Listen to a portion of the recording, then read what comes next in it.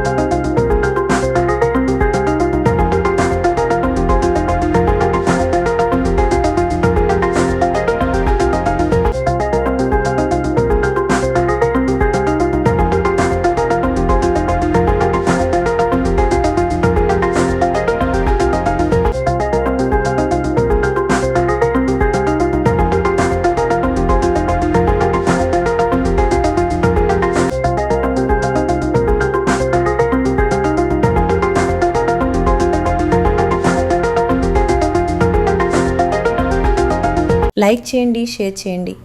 మోపిదేవి దేవాలయం వార్తల కోసం మా ఛానల్ను సబ్స్క్రైబ్ చేయండి. బెల్ ఐకాన్ ఆన్ చేయండి.